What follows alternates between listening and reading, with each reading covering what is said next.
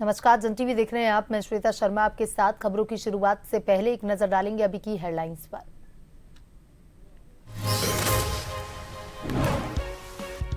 CM Pushkar Singh Dhami ने किया Rishikesh Ganga corridor योजना के पहले चरण का शिलान्यास। सचिवालय में ली उत्तराखंड संस्कृत अकादमी की सामान्य समिति की बैठक।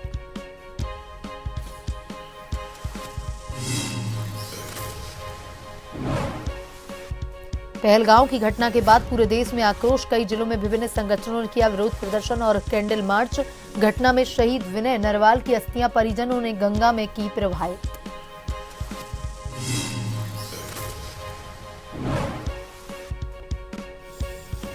एनआईवीएच की स्पेशल अपील पर हाईकोर्ट से बड़ी राहत। याचिकाकर्ता को 5वें वेतन आयोग के सभी लाभ एरियर सहित 12 दिसंबर 2022 से देने के आदेश। प्रभावितों में खुशी की लहर।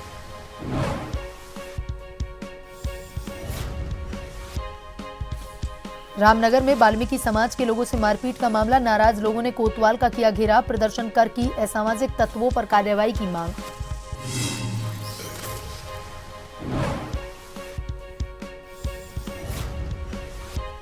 श्री हेमकुंड साहिब की यात्रा 25 मई से। बर्फ से ढके यात्रा मार्ग की सफाई जारी। सेना के जवान यात्रा की तैयारियों को दे रहे अंतिम रूप।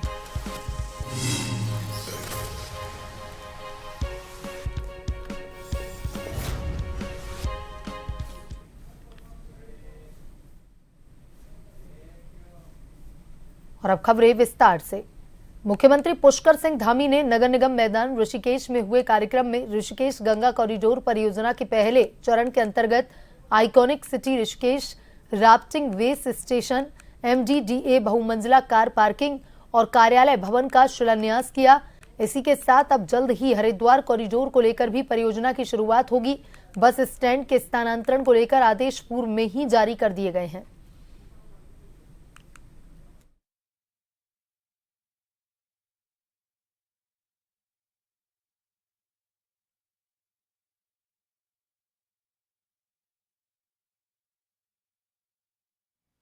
व्यापार के क्षेत्र में काम करने वाले, अन्य क्षेत्रों में काम करने वाले प्रत्येक व्यक्ति की समृद्धि सुनिश्चित होगी। अभी मैं सुबोध भाई से कह रहा था, गाड़ी में बैठे हुए रेणु जी भी थी, मैं इनसे कह रहा था, मैंने कहा चार धाम यात्रा जब शुरू होती होगी तो सच में हमारे व्यापारियों के लिए, ऋषिकेश वालों के लिए, जो अतिथि देवो भव की तर्ज पर हमेशा काम करते हैं, एक जो है त्योहार, और त्योहार क्या महा त्योहार जैसा होता होगा, तो एक ऐसे बिल्कुल होता है। और मुझे लग रहा था जब मैं यहाँ मार्केट से निकल रहा था, जिस प्रकार से लोगों के चेहरे में आने वाली चार धाम यात्रा को लेकर एक नया उत्साह और नई ऊर्जा है, जिस तरह से अपने व्यापार को लोग पूरी तरह से सुसज्जित कर रहे हैं। पूर्व मुख्यमंत्री और स्वतंत्रता संग्राम सेनानी स्वर्गीय हेमवती नंदन बहुगुणा की 106वीं जयंती पर राजपुर रोड स्थित एमडीडीए परिसर पर लगी उनकी मूर्ति पर सीएम पुष्कर सिंह धामी सहित पूर्व मुख्यमंत्री विजय बहुगुणा सहित भाजपा के नेताओं ने माल्यार्पण कर उन्हें याद किया। सीएम ने कहा कि हेमवती नंदन बहुगुणा ने अपने कार्यकाल में अनेक कीर्तिमान स्थापित किए।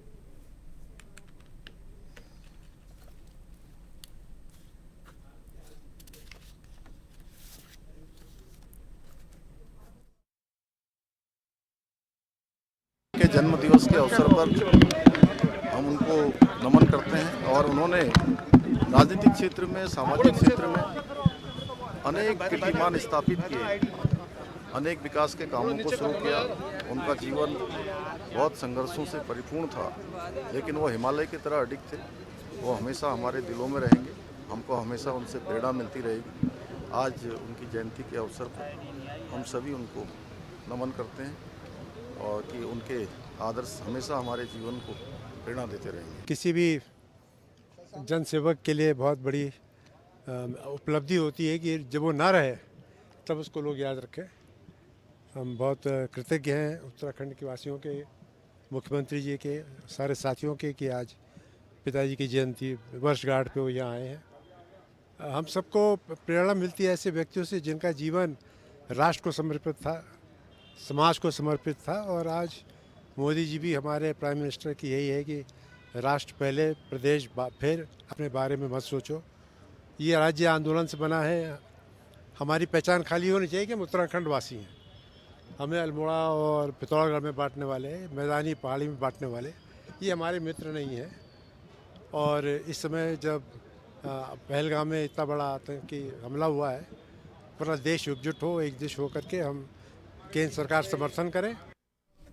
मुख्यमंत्री पुष्कर सिंह धामी ने सचिवालय में उत्तराखंड संस्कृत अकादमी की सामान्य समिति की 10वीं बैठक की अध्यक्षता करते हुए कहा कि संस्कृत भाषा के माध्यम से युवाओं को रोजगार से जोड़ने की दिशा में विशेष प्रयास किए जाएं।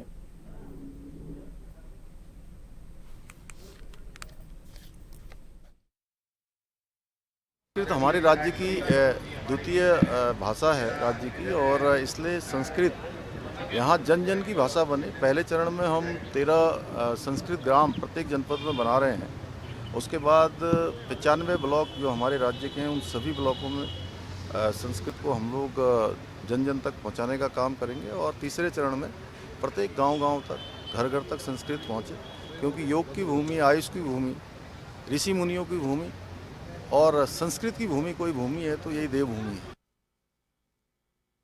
पहलगाम की आतंकी हमले को लेकर के देशवासियों में भारी आक्रोश, कार्रवाई की मांग।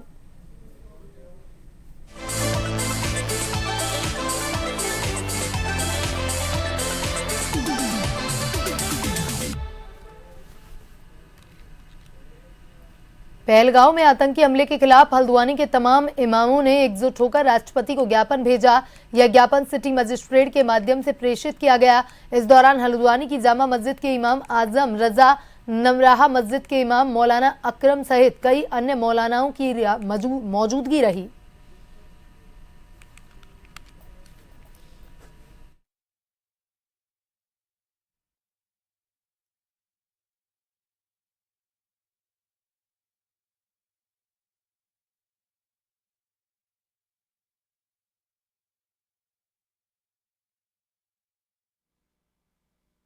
कई यात्री जो है, तकरीबन 28 यात्री जो हैं, जिनको आतंकवादियों ने गोली मारकर हत्या कर दी, वो निर्दोष थे, बेकसूर थे।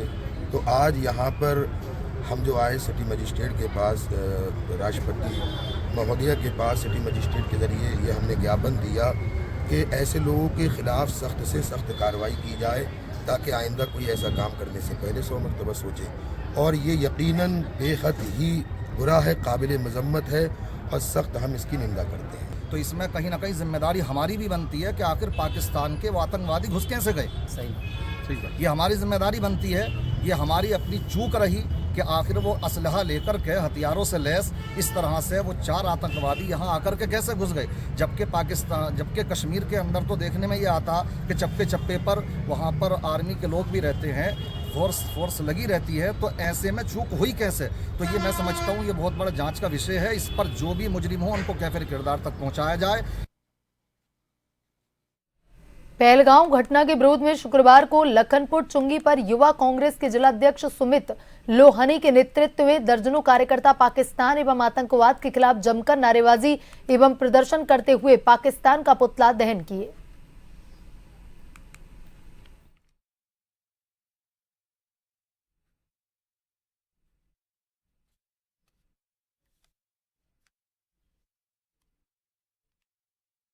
देखिए, आपको सबको पूरे देश को पता है कि अभी कुछ दिन पूर्व पहलगाम में एक आतंकवादी हमला हुआ है, जिसमें हमारे पूरे देश से आए सैलानियों को मौत के घाट उतार दिया गया है। जिसके विरोध में आज हमने पाकिस्तान का पुतला फूंका है और साथ साथ आतंकवाद का पुतला फूंका है और भारत सरकार से मांग करी है ऐसे आतंकवादियों को इनके बिल से बाहर निकाल कर इनको गोली मार देनी चाहिए और पाकिस्तान का नक्शा पूरे विश्व के नक्शे से मिटा देना चाहिए। हमारी ये मांग है। आज यूथ कांग्रेस के सभी साथियों ने अपना आक्रोश व्यक्त करते हुए, पुतला दहन करते हुए सरकार से मांग करी है। हमने अपनी भारत की सेना पे पूर्ण भरोसा है कि पाकिस्तान को घर में घुसकर उनके सारे आतंकियों को गोली मारेगी और जो आतंकवाद ने हमारे मासूम लोगों को मारा है उनकी जान का बदला लेगी।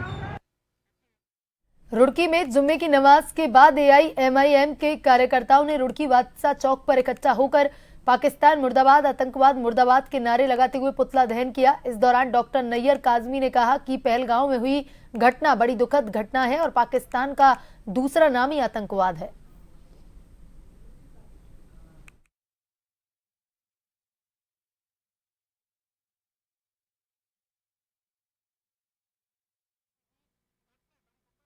ये आज आतंकवाद बनाम पाकिस्तान, सामने आतंकवाद है और पीछे से पाकिस्तान है। ये पुतला दहन किया गया और इसीलिए दहन किया गया कि ये जो पाकिस्तान नफरत हमारे मुल्क में फैलाना चाहता है, हमारे 28 लोगों को, हमारे मुल्क के रहने वाले 28 लोगों को शहीद किया गया है। उनकी माध्यम से उनकी आत्मा को शांति के लिए और बताने के लिए देश की सरकार को कि देश की सरकार तुरंत इस पर कार्रवाई करे और कार्रवाई कर तुरंत हमला करे। अपने इन शहीदों का बदला लेने के लिए, इनके खून का बदला, इनकी खून की कुर्बानी रायगा नहीं जानी चाहिए। हमें इसका बदला चाहिए। हमारे 28 लोगों को, मासूम लोगों को शहीद किया गया है, उसका बदला चाहिए।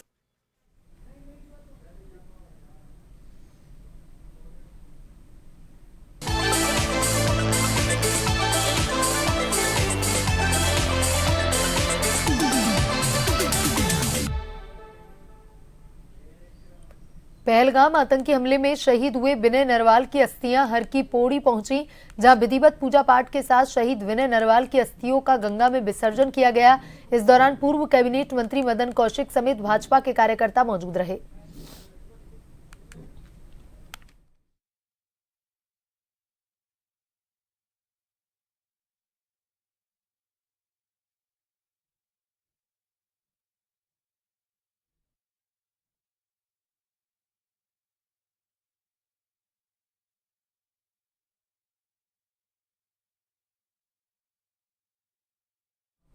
वक्त तो चलाए छोटे से ब्रेक का। ब्रेक के बाद वापस खबरों की तरफ रुख करेंगे।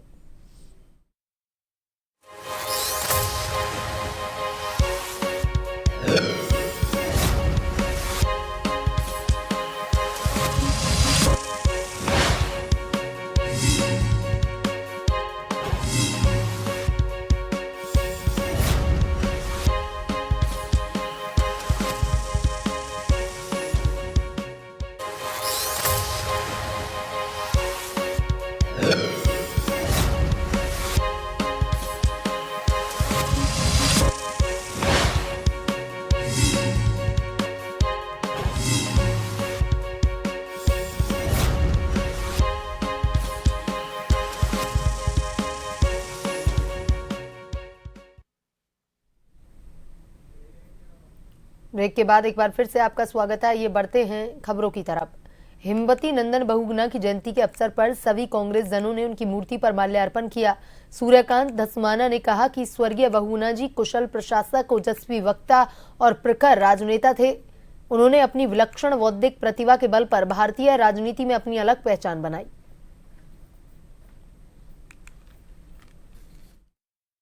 बहुगुणा जी की आज 106वीं जयंती और उनकी जन्म जयंती के अवसर पर उत्तराखंड प्रदेश कांग्रेस कमेटी की ओर से हमारे तमाम साथियों ने जाकर के बहुगुणा जी की प्रतिमा पर माल्यार्पण किया, उनको पुष्पांजलि श्रद्धांजलि अर्पित करी और बहुगुणा जी के विचारों पर जो गोष्ठी आयोजित करी गई उसमें हमने सब ने ये संकल्प लिया कि पूरा जीवन बहुगुणा जी ने जिन सिद्धांतों के लिए, इस देश की एकता के लिए, अखंडता के लिए, सांप्रदायिक सौहार्द के लिए जो अपना पूरा जीवन समर्पित किया, हम उनके बताए हुए रास्ते पर चलकर ही उनको सच्ची श्रद्धांजलि दे सकते हैं और उनके बताए हुए रास्ते पर हम सब लोग चलेंगे। ऐसा संकल्प पूरे राज्य के कांग्रेस जनों ने आज यहाँ पर लिया है। हर वर्ष 26 अप्रैल को वाल्मीकि समाज रामनगर से कुछ दूर सीतामढ़ी मंदिर में श्रद्धा पर्व मनता है। इसी पर्व की इस साल की तैयारियों के लिए वाल्मीकि समाज के कुछ लोग सीतावनी मार्ग पर पहुंचे। इनका आरोप है कि इसी बीच कुछ असामाजिक तत्वों ने उनसे बेवजह मारपीट की, जिसमें कई लोग घायल हो गए। पीड़ित पक्ष ने कार्रवाई की मांग को लेकर कोतवाली पुलिस को तहरीर भी सौंपी, लेकिन पुलिस ने कोई कार्रवाई नहीं की। इससे नाराज वाल्मीकि समाज के दर्जनों लोगों ने कोतवाली पहुंचकर के प्रदर्शन करते हुए कोतवाल अरुण कुमार सैनी का घेराव किया।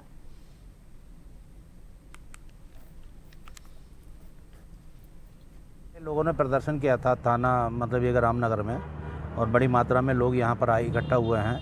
हरियाणा के लोग भी हमारे यहाँ पर, हमारे राष्ट्रीय संचालक हरपाल आदिवासी जी के साथ में पूरी टीम है। उन लोगों ने सबने मिलकर हमने यहाँ पर प्रदर्शन किया था और हमें यहाँ के जो थाना प्रभारी हैं सैनी साहब, उन्होंने आश्वासन दिया है कि आज दोपहर तक जो है उनको हर हालत में कुछ आपको रिजल्ट दूंगा और कुछ लोगों को गिरफ्तार करूँगा। क्योंकि हमें लोगों के नाम पता नहीं थे, अज्ञात में ये कि FIR दर्ज ये कि दी थी हमने, लेकिन उन्होंने, पुलिस ने हमें ये आश्वासन दिया है कि हमें कुछ हद तक पता चल चुके हैं, कुछ हमने भी उनको बताए हैं और शीघ्र ही हमें लगता है कि उनकी गिरफ्तारी हो जाएगी।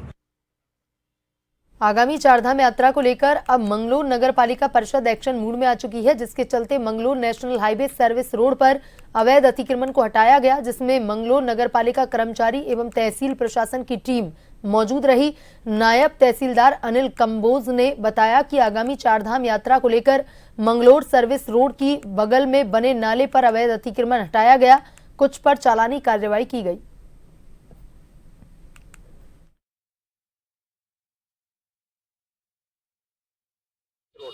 इस पर जितना भी सरकारी बोलता है दोनों साइड में इधर भी और उधर भी सारा हटाया जा रहा है। जो सरकारी बोलता है नाले पर जो है अतिक्रमण सारा हटाया जा रहा है। इस तरह की हमने मेरे ख्याल से 15 दिन पहले बैठवाया था। ऐसा नहीं है चलता रहेगा अभियान। ये हम आए थे यहाँ से पूरी तरह देखा जा रहा है जो सरकारी भूमि पर अतिक्रमण सारा हटाया जाएगा। सरकारी भूमि पर जो है वो सारा हटाया। स्वास्थ्य विभाग ने डेंगू टेस्ट की दर निर्धारित कर दी है। मुख्य चिकित्सा अधिकारी देहरादून डॉक्टर मनोज कुमार शर्मा ने बताया कि निर्धारित दर से अधिक शुल्क लेने पर सख्त कार्रवाई की जाएगी। उन्होंने बताया कि जनपद के रक्तकोष संचालकों और निजी पैथोलॉजी लैब प्रतिनिधियों की एक बैठक हो चुकी है। यह भी निर्देशित किया गया है कि डेंगू के लक्षण होने पर मरीजों का टेस्ट किया जाए।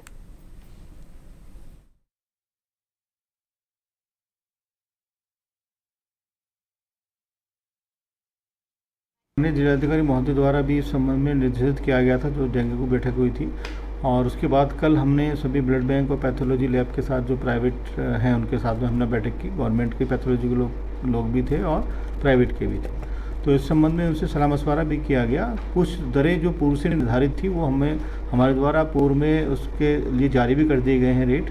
जैसे हम एलाइजा टेस्ट की बात करें तो हमने कहा था कि 1000 रुपये तो जो नॉन NABL लैब है वो उनके द्वारा ली जाएंगे और 1100 रुपये जो NABL लैब उनके द्वारा ली जाएंगे। ऐसी जो हमारे रैपिड कार्ड टेस्ट की जो बात थी उसमें बात हुई थी कि 500 रुपये सामान्य रैपिड के और जो कम्बो रैपिड कार्ड है उसके 800 रुपये जो है टेस्टिंग के लिए जाएंगे।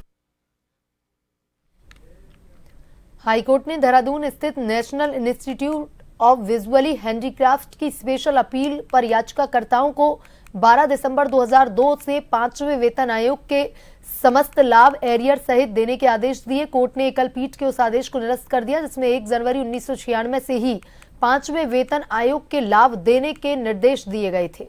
NIVH के प्रिंसिपल ने हाईकोर्ट में स्पेशल अपील दाखिल कर एकल पीठ के आदेश को चुनौती दी। अपील में कहा था कि NIVH ने नेत्र दिव्यांग बच्चों को पढ़ाया जाता है।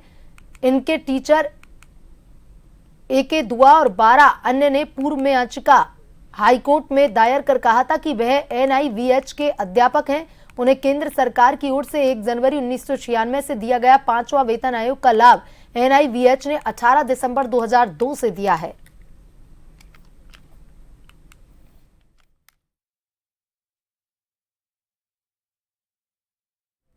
हल्द्वानी के बनभूलपुरा में हिंसा के मुख्य आरोपी अब्दुल मलिक और उसके बेटे अब्दुल मोईद सहित 19 लोगों की जमानत याचिका पर सुनवाई के बाद हाईकोर्ट ने उन्हें राहत नहीं दी। अब मामले की सुनवाई 5 मई को होगी।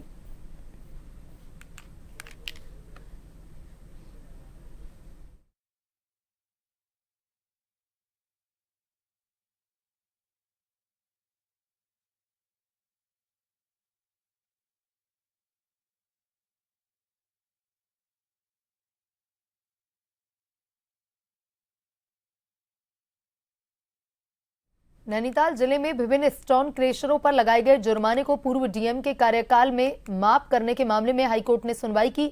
मुख्य न्यायाधीश जी नरेंद्र एवं न्यायमूर्ति आलोक मेहरा की खंडपीठ ने खनन विभाग के सचिव से पूछा कि किस नियम के तहत जुर्माना माफ किया गया। कोर्ट ने 2 सप्ताह के भीतर इस संबंध में कोर्ट को अवगत करवाने के निर्देश दिए।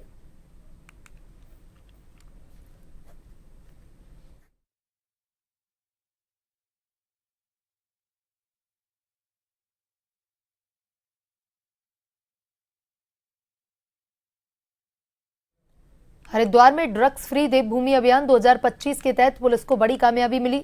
सिडकुल थाना पुलिस ने अवैध गांजे की भारी खेप के साथ एक तस्कर को धर दबोचा। पुलिस ने आरोपी ईशांत तेजियान को IMC चौक के पास सर्विस रोड से गिरफ्तार किया, जिसके पास से 21.200 किलोग्राम गांजा और एक कार बरामद की गई।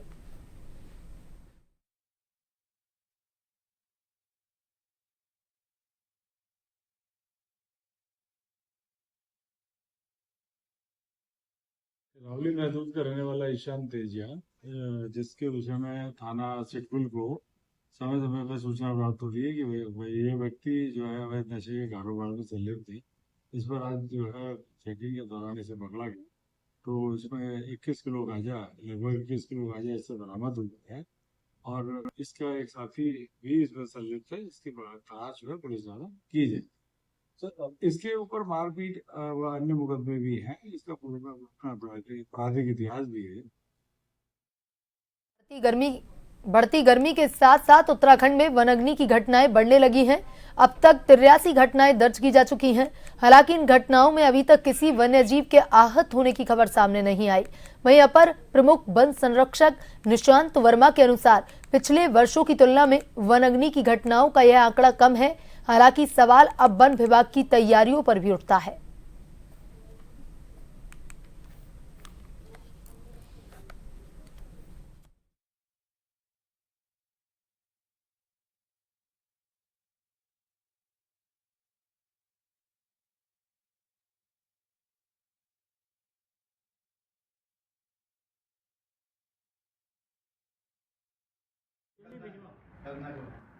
तैयारियां मतलब हर दिन प्रतिदिन जो है, जो भी हमारे पास सैटेलाइट अलर्ट्स आते हैं एफएसआई के माध्यम से, उन पे त्वरित कार्रवाई के लिए उन अलर्ट्स को जो है हम लोग ऐप के माध्यम से संबंधित कर्मचारियों को क्रूज स्टेशंस को भेज देते हैं। ठीक है, और उन क्रूज स्टेशंस में जो हमारे टीम दल जो तैनात है उनके द्वारा जो है त्वरित रूप से फिर उनको अटेंड किया जाता है।